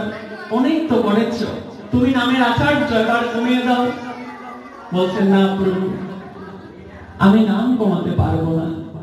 যতদিন দেহের মাঝে প্রাণ থাকবে, যত কম থাকবে, তুমি কেবলমাত্র এইটুকু কৃপা করো, আমি যেন এই নামকে কোনোদিন ত্যাগ না করি। হরিদাস ঠাকুর ভগবান শ্রী চৈতন্য মহাপ্রভুর কাছে বলছেন, প্রভু যেদিন থেকে তোমার চরণে আশ্রয় গ্রহণ করলাম, সেদিন হতে আজ পর্যন্ত তোমার কাছে আমি কোনো কিছু চাইনি। আমি একটা জিনিস চাইবো তোমার কাছে, আমাকে পালন করবে না তো প্রভু? তুমি তো বাঞ্ছা কল্পতরু, তোমার কাছে যে যে বস্তু চাই তুমি তাই প্রদান করো। আমি তো আজ পর্যন্ত কোনো কিছু চাইনি, তোমার কাছে একটা জিনিস চাইবো, দিবে তো প্রভু? ফিরিয়ে দেবে না তো? বলছেন না প্রভু, না হরিদাস, আমি তোমাকে ফিরিয়ে দেব না, বলো তুমি আমার কাছে কি চাও। হরিদাস ঠাকুর বলছেন মহাপ্রভুকে, প্রভু আমার কেন জানি মনে হচ্ছে তুমি এই ইহলোক থেকে লীলা সম্বরণ করে তোমার চলে যাওয়ার সময় হয়ে গেছে। এই জগৎ থেকে তোমার চলে যাওয়ার সময় নিকটে চলে এসেছে প্রভু। আমার মন বলছে তুমি আমার আগে চলে যাবে। আমার তোমার কাছে একটাই চাওয়া, তুমি আমার আগে কখনো পাড়ি দিও না প্রভু। কেন পাড়ি দিতে না করলেন? বলতেন, আমি মুসলিম কুলে ন্যায্য বলে জন্মগ্রহণ করেছি, আমার জগন্নাথ মন্দিরে প্রবেশের অধিকার নেই। এই পামরকে পতিতকে তুমি কৃপা করলে, তুমি অদ্বৈত আচার্যের শ্রাদ্ধের, মায়ের শ্রাদ্ধের তুমি শ্রেষ্ঠ বৈষ্ণবের তালাটা আমাকে দিলে তুমি প্রভু, এত উচ্চ করে স্থান দিলে তুমি। যদি তুমি চলে যাও, এই দেহটা যদি আমার পরে পরে আমি মৃত্যুবরণ করি, তবে এই দেহটাকে কেউ সৎকার করবে না। তাই আমি চাই তোমার কাছে একটাই চাওয়া, যেন তোমার আগে আমার দেহটাকে আমি পাড়ি দিতে পারি প্রভু। এইটুকু কৃপাকে বল করো আমাকে। এক বাঞ্ছা হয় মূল বহুদিন হইতে,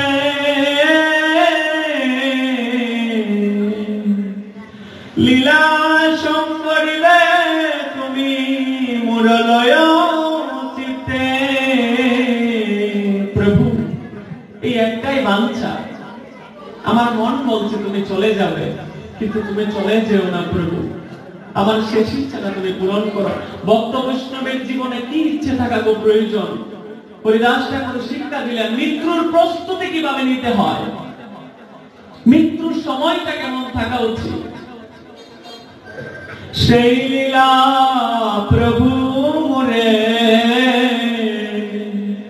কবু না দে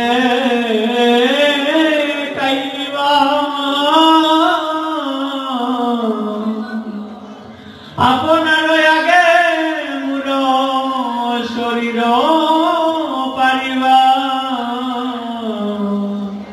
প্রভু এই লীলা তুমি আমাকে দেখিও না।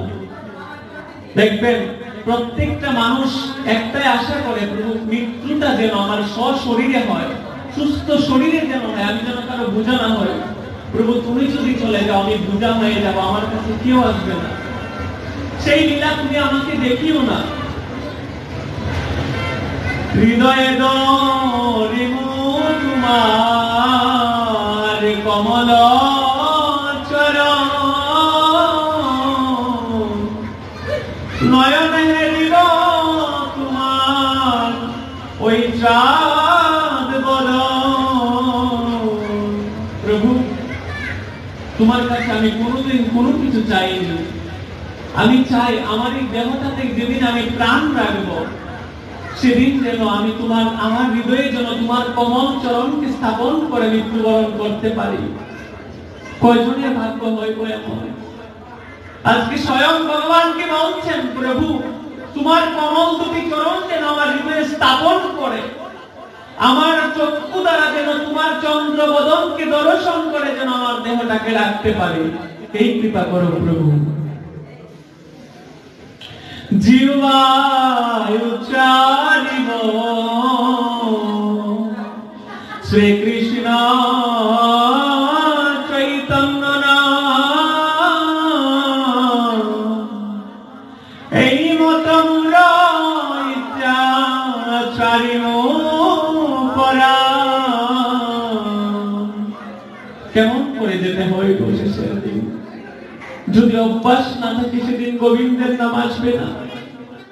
যতই চাই না কেন গোবিন্দের কাছে দেখে দেখি চাওয়া উচিত। হরিদাস ঠাকুর শিক্ষা দিলেন, প্রভু তোমার চরণ আমি হৃদয়ে ধারণ করে স্থাপন করে তোমাকে দেখে আমার জিহ্বা যেন তোমার শ্রীকৃষ্ণ চৈতন্য নাম উচ্চস্বরে করতে করতে যেন আমি দেহটাকে রাখতে পারি। আর কোনো কিছু চাই না জীবনে, এই শেষ ইচ্ছেটা তুমি আমার পূরণ করো, আর কোনো কিছু চাই না প্রভু। মুরয়ে ইচ্ছা যদি তোমার কৃপা,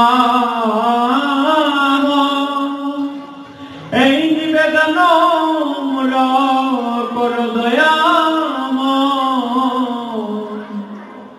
ভক্ত গোবিন্দের কাছে যা চাই গোবিন্দ তাই দেন।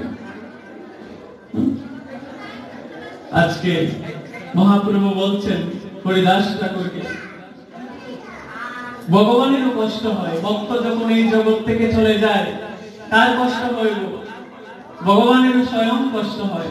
মহাপ্রভু বলছেন, কিন্তু আমার যা কিছু সুখ সব তোমার লইয়া, তোমার যোগ্য নহে যাও আমারে চারিয়া।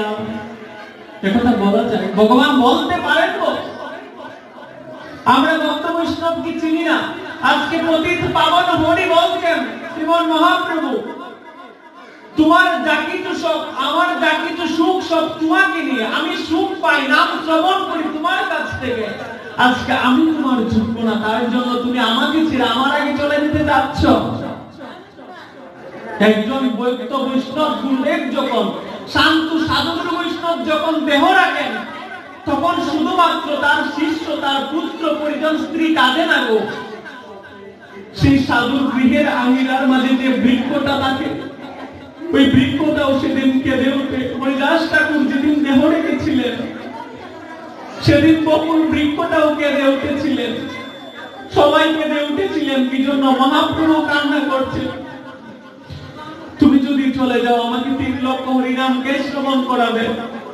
যখন একজন সাধু দেহ রাখেন এই পৃথিবী থেকে, সাধুর গৃহের প্রত্যেকটা প্রাণী পর্যন্ত তখন ক্রন্দন করেন, যত দূর পর্যন্ত সংকীর্তনের ধ্বনি যেত, প্রত্যেকটা বৃক্ষ পর্যন্ত সেদিন ক্রন্দন করেন আর বলেন, এই হরিনাম শোনার সৌভাগ্য বুঝি আজ সমাপ্ত হয়ে গেল।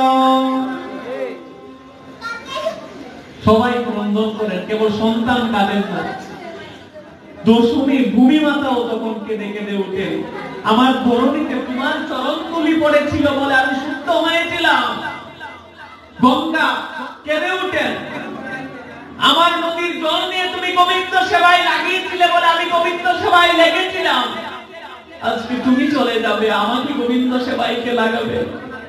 তার জন্য কেবল সন্তান কাঁদে না গো। যখন একজন ভক্ত বৈষ্ণব দেহ রাখেন তখন ভূমি মাতা পর্যন্ত কেঁদে ওঠেন, আমার গুরু দেখে পা রাখবে। তার জন্য হরিদাস ঠাকুর দেহ রাখবেন। মহাপ্রভু বলছেন, আমি তোমার যোগ্য না হরিদাস, আমাকে ছেড়ে তুমি চলে যেতে চাচ্ছ, আমার আগে চলে যেতে চাচ্ছ। হরিদাস ঠাকুর বলছেন, প্রভু মোর শিরোমণি মহামহাশয়, তোমার লীলায় সহায় কোটি কোটি হয়। আমায় নয় এক পিঠ যদি মরি গেলাম, এক পিপিলিকা মইলে পৃথিবীর কাহানি হইলা। প্রভু তোমার লীলায় সহায় হওয়ার জন্য এই জগতের মাঝে তোমার কোটি কোটি ভক্ত রয়েছে, কিন্তু আমার তো এই পৃথিবীতে তুমি ছাড়া আর কেউ নাই। বাঁচতে পেরেছি তোমার শেষের দিনের জন্য, বাঁচতে পেরেছি তো গোবিন্দকে এমন ভাবে। বলছেন তোমার লীলায় সহায় হওয়ার জন্য তোমার কোটি কোটি ভক্ত রয়েছে, কিন্তু আমার জীবনে তো প্রভু তুমি ছাড়া কেউ নয়। আমার মতো এক পিপিলিকা যদি মরে চলে যায় তাহলে তোমার কিছু হবে না, পৃথিবীর কিছু হবে না, কিন্তু আমার জীবন থেকে যদি তুমি গোবিন্দ চলে যাও, মহাপ্রভু চলে যাও, আমার জীবনে আর কেউ থাকবে না। আমরা 8 মালা 16 মালা জপ করলে, একাদশী ব্রত করলে, গলায় তুলসী মালা ধারণ করলে সাধারণ মানুষকে মানুষ মনে করি না, বলি ভক্ত হয়ে গিয়েছি। নিচে বসি না, বসতে পারবো না, কৃষ্ণ কথা হচ্ছে শ্রবণ করব না, যাব না, তার মুখ থেকে কেন শ্রবণ করব, আমি তার থেকে যোগ্যবান। চিন্তা করে দেখো না, হরিদাস ঠাকুর নিজেকে একটা পিঁপড়ার সঙ্গে, কীটের সঙ্গে তুলনা করছেন। যারা প্রকৃত সাধু তারা কখনো অহংকার আনবেন না। 3 লক্ষ হরিনাম করতেন, আর আমরা 16 মালা করলে অহংকারী হয়ে যায়। পাশের বাড়ির সে 3 লক্ষ কেন করবে, 16 মালা কেন করবে, সে মালাই জপ করে না, আমি তো করি, তার সাথে বসতে পারবো না আমি। তার জন্য মা ভক্ত হওয়ার আগে বিনয়ী হওয়া উচিত। কিরকম? হরিদাসের মতো করে 3 লক্ষ হরিনাম করে, কোনো অহংকার নেই। পরের দিন যখন মহাপ্রভু হরিদাস ঠাকুরের কাছে যখন মহাপ্রভু বললেন, ঠিক আছে প্রভু হরিদাস, তুমি যেভাবে চাইছো, কৃষ্ণ ইচ্ছা মতে যদি তাই হয় আমি তাই করব, আমি আগামীকালকে আসবো ভক্তদেরকে নিয়ে। হরিদাস ঠাকুরের জন্য পরের দিন মহাপ্রভু নিজে স্বয়ং সকল পার্ষদগণকে নিয়ে কুল করতাল সংকীর্তন করতে করতে আঙ্গিনায় আসলেন।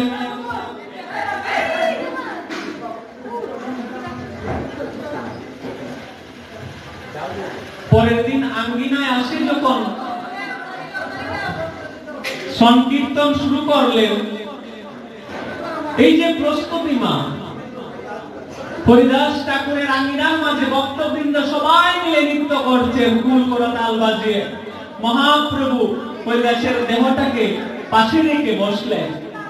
মহাপ্রভুকে হরিদাস ঠাকুর বসিয়ে, দেখো মা শেষের দিনে কিভাবে যেতে হয়, কৃপা করে কথা বলবেন না। এই হরিদাস ঠাকুরের নির্যানটা এমন ভাবে দিনের কোলাহল পরিবেশে আলোচনা করার মতো নয়, তার জন্য একটু নীরব পরিবেশ দরকার। কৃপা করে একটু নীরব থাকবেন। মহাপ্রভু যখন বসলেন, হরিদাস ঠাকুর শুয়ে আছেন নিচে, নিতর দেহটা পড়ে আছে, দেহের মধ্যে শক্তি নেই। হরিদাস ঠাকুর প্রভুকে বসালেন। হরিদাস নিজাগ্রতে প্রভু রে বসাইলাম, নিজ নেত্র 2 বৃঙ্গ মুখপদ মে দিলাম। হরিদাস ঠাকুর নিজের অগ্রে, নিজের সম্মুখে মহাপ্রভুকে বসালেন। বসিয়ে নিজের নেত্র দুটিকে, চক্ষুকে হরিদাস ঠাকুর মহাপ্রভুর দিকে তাকালেন, তাকিয়ে আছেন মহাপ্রভুর দিকে। সহৃদয়ে আনি ধরিল প্রভুর চরণ, সর্বভক্তের পদরেণু মস্তকে ভূষণ। হরিদাস ঠাকুর যত ভক্তবৃন্দ আছেন সবার পদধূলি আঙ্গিনা থেকে হরিদাস ঠাকুরের মস্তকে দিলেন, বলতেন সবার পদধূলি দাও। ধুলি নয় রে, ধুলি নয় রে গোপী পদরণেও, এই ধুলি মাখিয়া দিলেন নন্দের ঘরের কানু। এই যে কীর্তন করলে তো ধুলি হয়, আমরা প্রণাম করি না, গাছ তো বনে যাবে। মন্দিরে সেভাবে প্রণাম করি, এটা তো সাধারণ ধুলি নয়, ধুলি নয় রে, ধুলি নয় রে, নন্দের ঘরের কানু পর্যন্ত এই ধুলি মেখে গিয়েছেন। হরিদাস ঠাকুর আজকে সবার কীর্তনের ধুলি মস্তকে মাথায় লেপন করলেন। মহাপ্রভুর যখন দিকে তাকালেন, তাকাতে তাকাতে কৃষ্ণ নাম করছেন। শ্রীকৃষ্ণ চৈতন্য শব্দ বলে বারবার, প্রভু মুখ মাধুরী পেয়ে নেত্রে জলদার। শ্রীকৃষ্ণ চৈতন্য শব্দ করে উচ্চারণ, নামের সহিতে প্রাণ কইল।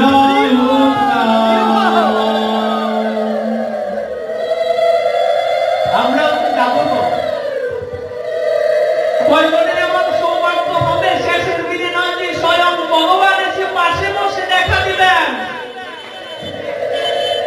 আজকে স্বয়ং ভগবান নিজে স্বয়ং সে হরিদাসের তার সম্মুখে বসলেন, বসে 2টি কমল চরণ হরিদাসের বক্ষে স্থাপন করলেন। শুধু তাই নয়, হরিদাস ঠাকুরের প্রশংসা করছেন মহাপ্রভু, ভক্তদেরকে শোনাচ্ছেন। হরিদাস ঠাকুর এই প্রশংসাগুলো শুনছেন, আর নেত্র দিয়ে অশ্রুজল নির্গত হচ্ছে। কি বলছো প্রভু, আমার তো যোগ্যতা নেই। হরিদাস ঠাকুর শুধু তাই করলেন, আজকে মহাপ্রভুকে দর্শন করতে করতে, শ্রীকৃষ্ণ চৈতন্য নাম করতে করতে উচ্চস্বরে নিজের প্রাণকে উত্থাপন করেছিলেন। কিন্তু আমরা আমাদের শেষের দিনে নাম নিতে পারি না, কি জন্য? কারণ আমাদের অভ্যাস নেই, তার জন্য অভ্যাস করতে হয়। যদি অভ্যাস না থাকে শেষের দিনে কৃষ্ণ নাম নেওয়া যাবে না। এক কৃষ্ণ নামে হয় সর্বপাপক্ষয়, আর কৃষ্ণ নামে হয় প্রেম উপচয়। একবার কৃষ্ণ নাম নিলেই সর্বপাপক্ষয় হয়ে যায়, আর দ্বিতীয়বার কৃষ্ণ নাম নিলে বিষ্ণু লোক থেকে বিষ্ণুদূত রস নিয়ে আসেন। কেবলমাত্র দুইবার কৃষ্ণ নাম নিলে উদ্ধার হয়ে যায়। যদি অভ্যাস না থাকে শেষের দিনে আসবে মা। তার জন্য অভ্যাস করতে হয়, তার জন্য সুরমালা জপ করতে হয়, চার মালা জপ করতে হয়। প্রয়োজনে দুমালা করো, কিন্তু অভ্যাস করো, নয়তো শেষের দিন নাম উচ্চারণ হবে না। আজকে হরিদাস ঠাকুরের দেখো কতটা সৌভাগ্য, স্বয়ং ভগবান নিজে স্বয়ং চলে আসলেন হরিদাসকে কৃপা করতে নামের গুণে, আর কোনো কিছু নয় গো। আমাদের জন্য কিচ্ছুটি আসবে না। শুধু তাই নয়, হরিদাস ঠাকুরের সেই দেহটাকে নিয়ে, একটা মৃত্যু দেহকে নিয়ে আমরা কি করি? একটা মৃত্যু দেহকে নিয়ে আমরা দূরে সরিয়ে দিই, স্পর্শ করা যাবে না, করলে স্নান করতে হবে। কিন্তু মহাপ্রভু কি করলেন?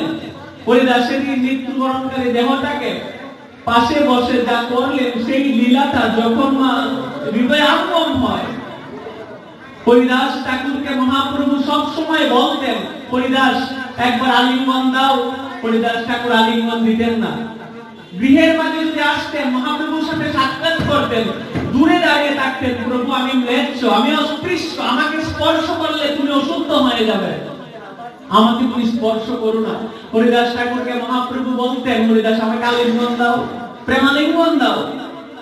হরিদাস ঠাকুরকে মহাপ্রভু যতই বলতেন, হরিদাস ঠাকুরকে তাড়িয়ে দিতেন না, আমি তোমাকে দেব না আলিঙ্গন, তুমি অশুদ্ধ হয়ে যাবে। আজকে মহাপ্রভু হরিদাস ঠাকুরের দেহটাকে নিজে জড়িয়ে ধরে বলতেন, হরিদাস তুমি আমাকে প্রেম দাওনি, কারণ তোমার প্রেমের মাঝে যে নিষ্কামতা রয়েছে আমার মাঝেও তাই, যে নিষ্ঠা রয়েছে নামের মাঝে আমার মাঝেও তা নাই। আমি তোমাকে জীবদ্দশায় অনেকবার বলেছি একবার আলিঙ্গন দাও, কিন্তু তুমি দাওনি। আজকে তোমার এই দেহটাকে জড়িয়ে ধরে আমি নৃত্য করছি, কই আজকে তো বাধা দিতে পারছো না। মহাপ্রভু আজকে এই দেহটাকে, প্রাণ নেই, দেহটাকে নৃত্য করছেন আঙ্গিনার মাঝে আর ক্রন্দন করছেন, আজকে কে বাধা দিয়ে রাখবে? যদি নাম করে মা এই দেহটা সিদ্ধ হয়ে যায়, তখন স্পর্শ করলে স্নান করতে হয় না। যখন মৃত্যুবরণ করে, এই মৃত্যু বাড়িটা পবিত্র থাকে, অপবিত্র হয় না। মৃত ব্যক্তির দেহটা পবিত্র থাকে, অপবিত্র হয় না, কিন্তু আমরা স্পর্শ করি না। মহাপ্রভু বলছেন, তোমার স্পর্শে আমি শুদ্ধ হইতে, আমিও শুদ্ধ হরিদাস, আমি তোমাকে স্পর্শ করছি আজকে, আমি যেন শুদ্ধ হতে পারি। তোমার মাঝে নামের যে নিষ্ঠা রয়েছে, নিজ অহংকার রয়েছে, তুমি আমাকে তা প্রদান করে যাও। তোমার দেহে প্রাণ নেই, কিন্তু আজকে তো আর দূরে রাখতে পারবে না। মহাপ্রভু নৃত্য করছেন প্রেমাবিষ্ট হয়ে। পাশ থেকে ভক্তরা বলছেন, প্রভু তুমি যদি এমন উন্মাদ হয়ে যাও, তাহলে এই দেহটা সৎকার কি করবে? সৎকার করতে হবে না? হরিদাস ঠাকুরের দেহটাকে নিয়ে পুরী সমুদ্রে গিয়ে স্নান করালেন। শুধুমাত্র স্নান করালেন না, মহাপ্রভু স্নান করিয়ে দেখো বৈষ্ণব কতটা পবিত্র হয়। মহাপ্রভু বললেন, হরিদাসে সমুদ্র জলে স্নান করাইল, প্রভু কহে সমুদ্র এই মহাতীর্থ হইল। হরিদাস ঠাকুরকে যখন স্নান করালেন, করিয়ে বলছেন, আজ থেকে পুরী সমুদ্র শুধু তীর্থ নয়, সমুদ্র নয়, আজ থেকে পুরী সমুদ্র মহাতীর্থ হয়ে গেল, কেবলমাত্র হরিদাস ঠাকুরকে স্নান করানোর জন্য। আমাদের সৌভাগ্য হয়েছে সেখানে স্নান করার, সেখানে স্নান করবেন মা। পুরীতে গিয়ে যদি কেউ সমুদ্র স্নান করে, হরিদাস ঠাকুরের কৃষ্ণ নামের প্রেমে আজকেও নিজেকে শুদ্ধ করে, সেখানে যাওয়া উচিত। তাই মহাপ্রভু সেই দেহটাকে যখন বালুকার মধ্যে রাখলেন, বালুকার মাঝে রেখে, সময় চলে যাচ্ছে সংক্ষিপ্তে বলছি, যখন বালুকার মাঝে রাখলেন, রেখে যখন সৎকার কার্য করছেন আর রন্ধন করছেন, এই দেহ আজকে এত পবিত্র, এই দেহটাকে আজকে আমি বালুকার মাঝে রেখে যেতে হচ্ছে, সঙ্গে নিয়ে যাওয়ার সামর্থ্য নেই। প্রত্যেকটা দেহই আমাদের যাবে গো, কিন্তু সবার দেহ তো শুদ্ধ নয়। প্রত্যেকটা দেহ না সৎকারের যোগ্যতা অর্জন করে না। দেখবে রোড অ্যাক্সিডেন্টে, ট্রেন অ্যাক্সিডেন্টে দেহটা ছিটকে রাস্তার মাঝে পড়ে যায়। দেহটাকে যে সৎকার করবে, তিলক করাবে, মালা দেবে, সে যোগ্যতাটা ওই দেহটার থাকে না। কি জন্য? রোড অ্যাক্সিডেন্টে কারা মারা যায় জানো তো? পূর্ব জন্মের কর্মফল আর এই জন্মের কর্মফল হোক, যদি এই দেহটাকে গোবিন্দ সাধন ভজনে কেউ না লাগায়, তার এই দেহটা কোনোদিন সৎকারের যোগ্য হবে না, শেষের দিনে সৎকার করতে পারবে না। এমন আছে না, রোড অ্যাক্সিডেন্টে দেখতে দেহটা চিটকে পড়ে আছে, সৎকার কি করবে? কোন রকম নিয়ে যদি একটু করিয়ে ফেলে। কি জন্য এমন হয়? কারণ দেহটাকে সে অক্ষেত্রে ব্যবস্থা করেছে, নিয়োগ করেছে, ভগবানের সেবায় লাগায়নি। তার জন্য শেষের দিনে তিলক স্নান কিছুই পায় না। কি জন্য তিলক দিতে হয়? ভালে দিলা দুটি চন্দন, দূর করিতে ভবের বন্ধন, গলে দিলা তুলসী মালা, দূর করিতে ভবের জ্বালা। কি জন্য দিতে হয় ভক্ত বৈষ্ণবদেরকে তিলক, তুলসী মালা? মালা দিলে ভবের বন্ধন দূর হয়ে যায়। ভালে কমালে যদি কেউ গুপি চন্দন তিলক দেয়, তাহলে এই সংসারের মাঝে যন্ত্রণা দূর হয়ে যায়। তার জন্য এগুলো দেওয়া উচিত। মহাপ্রভু শুধু তাই দেয়নি। 5 মিনিটে শেষ করে দিচ্ছি। মহাপ্রভু আজকে দেখুন বলছেন, হরিদাস ঠাকুর যখন দেহ রাখলেন বলছেন কি করা উচিত? এই যে বৈষ্ণব সেবা, হরিদাস ঠাকুরের জন্য স্বয়ং ভগবান আজকে সিংহদ্বারে, পুরী জগন্নাথ মন্দিরের সিংহদ্বারে গিয়ে পোশারির দোকানে গিয়ে আজকে ভিক্ষা মাগছেন। শুধুমাত্র গোবিন্দ আসেন না নামের গুণে, শুধুমাত্র যে ভক্তকে কৃপা করে দর্শন দেন তাই নয়, আজকে ভক্তের জন্য, ভক্তের পারমার্থিক মঙ্গলের জন্য মহাপ্রভু নিজে স্বয়ং ভিখারি সাজলেন। গোরার মাঝে উত্তরীয় ধারণ করে পোশারির দোকানে গিয়ে দাঁড়িয়ে দাঁড়িয়ে ভিক্ষা চাইলেন। এতটা সহজ নয়। আজকে ভগবান নিজে স্বয়ং ভিক্ষা মাগছেন। কি বলে মাগছেন জানেন মা? হৃদয়টা কেঁদে উঠে। হরিদাস ঠাকুর বলা আছে, মা শাস্ত্রে মহাজনরা বলেন, হরিদাস নির্জাম যে শ্রাদ্ধ বাসরে আলোচনা হয়, সেখানে নিজে স্বয়ং ভগবান পর্যন্ত আবির্ভূত হয়। হরিদাসকে মহাপ্রভু এতটা ভালোবাসতেন, এতটা ভালোবাসতেন হরিদাস। হরিদাসের নির্জাম প্রীতি শ্রবণ করার জন্য মহাপ্রভু নিজে স্বয়ং ভক্তদের হয়ে এখানে উপস্থিত হয়ে হরিদাসের মুখনিসৃত কথা শ্রবণ করতে থাকেন। সিংহদ্বারে আসি প্রভু পশারির টাই, আচল পাতিয়া প্রসাদ মাগিল তো তাই। হরিদাস ঠাকুরের মন সবতরে প্রসাদ মাগিয়ে ভিক্ষা দেহ তো আমারে। এমন পতিত পাবন আর পাবে গো? ভক্তের উদ্ধারের জন্য আজকে মহাপ্রভু নিজে গিয়ে দোকানে দোকানে ভিক্ষা চাইছেন, আমাকে ভিক্ষা দাও। এই জগতের যিনি কর্তা, যিনি সবাইকে দেন, প্রদান করেন, মহাপ্রভু সবাইকে দেন, গোবিন্দ সবাইকে দেন। আজকে যদি গোবিন্দকে ভিক্ষা চান, মা আমার হরিদাসের বৈষ্ণব সেবার জন্য দাও, এভাবে চাইতে পারে। বৈষ্ণব সেবা হয় না যদি ভিক্ষা না চায়। এতটা সহজ না। এই যে বৈষ্ণব সেবা দিচ্ছেন, কাগের মাঝে উত্তরীয় ঝুলিয়ে ভিক্ষা চাইতে হবে। যদি ভিক্ষা যুক্ত না হয় বৈষ্ণব সেবা হয় না। আজকে মহাপ্রভু নিজে ভগবান হয়ে দাঁড়ে দাঁড়ে ভিক্ষা চাইছেন। হরিদাসের মহোৎসব ধরে আমাকে ভিক্ষা দাও। মহাপ্রভু ভিক্ষা নিয়ে আসলেন। শুধু আসলেন না, যখন হরিদাস ঠাকুরের জন্য বৈষ্ণব সেবার প্রসাদ দিতে যাবেন, প্রত্যেকটা ভক্তকে বসালেন। মহাপ্রভু নিজে স্বয়ং আতিথ্যতা গ্রহণ করার জন্য সবাইকে বসিয়ে বলছেন, আমি আজকে প্রসাদ দেব। ভক্তরা বলছেন, প্রভু আমরা সবাই তোমার পার্ষদ, আমরা সবাই তোমার আদেশ গ্রহণ করি, আমরা তোমার সেবা করার জন্য এসেছি, আমরা সেবা করব। আজকে তুমি আমাদের সেবা দিচ্ছ। মহাপ্রভু সেদিন কেঁদে কেঁদে বলছিলেন, পরিবার থেকে যদি একটা সন্তান যদি চলে যায়, যদি একটা সদস্য মৃত্যুবরণ করে পরিবার থেকে, সেই পরিবারের যদি আয়োজন করা হয়, সেই পরিবারের লোক কি মা আগে খায়? বলছে আমার পরিবার থেকে হরিদাস চলে গেল, আমি কি করে প্রসাদ গ্রহণ করব? আজকে আমি প্রসাদ গ্রহণ করব না, আজকে আমি সবাইকে প্রসাদ বিতরণ করব। মহাপ্রভু প্রসাদ বিতরণ করছেন আনন্দে, আমার হরিদাস চলে গিয়েছে। আর ক্রন্দন করে করে যখন প্রসাদ বিতরণ করে চলে গেলেন, মহাপ্রভু রাত্রিতে লাগিয়ে নির্জনে বসে বসে স্বরূপ দামোদরের কাছে গিয়ে বলছেন, কৃপা করি কৃষ্ণ মোরে দিয়েছিল সঙ্গ। 2 মিনিট সময়, ইচ্ছা কইল সঙ্গ ভঙ্গ হরিদাসের ইচ্ছা যবে হইল চলিতে আমার শপথি তারে নাকি রাখিতে বলছেন কৃপা করে হরিদাস আমাকে কৃষ্ণ কৃপায় আমাকে সঙ্গ দিয়েছিল গো আমার সেই সঙ্গ আজকে বন্ধ হয়ে গেল কৃপা করে হরিদাস আমাকে সঙ্গ দিয়েছিল আজকে হরিদাস চলে গেল কি জন্য কারণ হরিদাসকে যে আমি রাখবো সেই শক্তি আমার মাঝে নেই তার জন্য হরিদাস আমাকে একা রেখে চলে গেলেন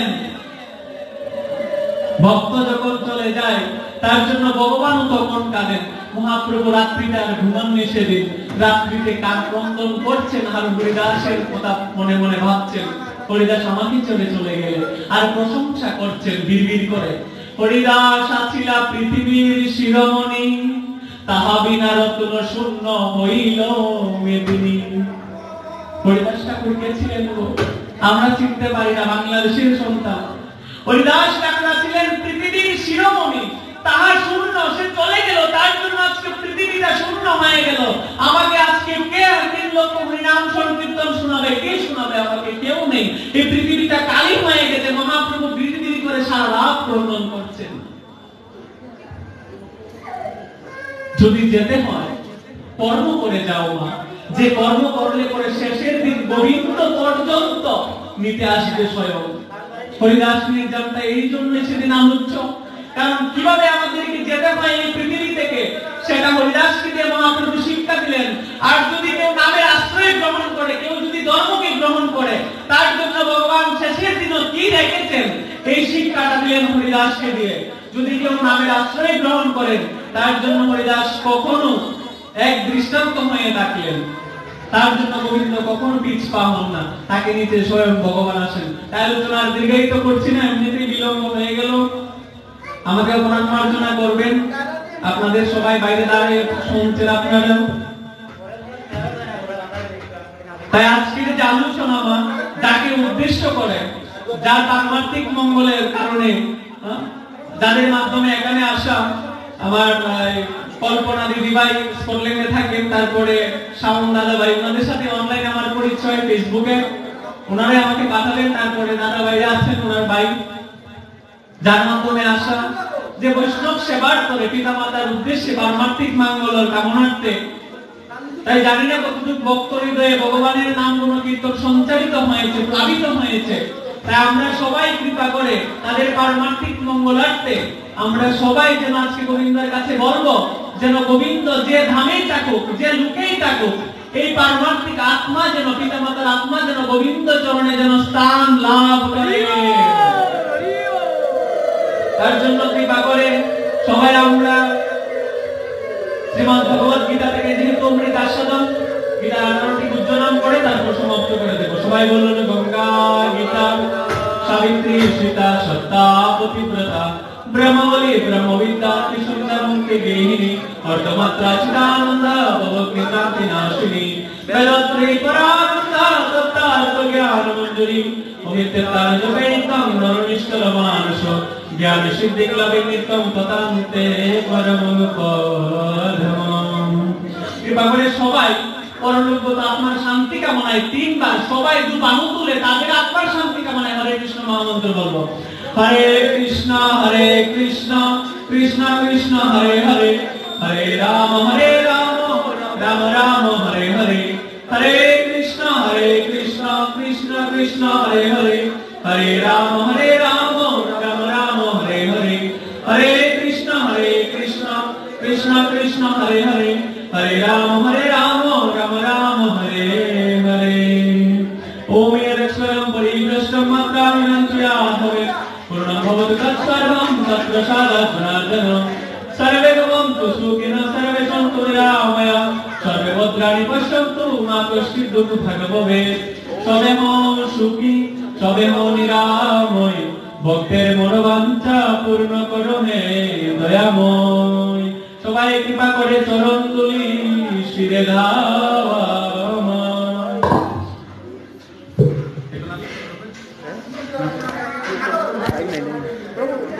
হরে কৃষ্ণ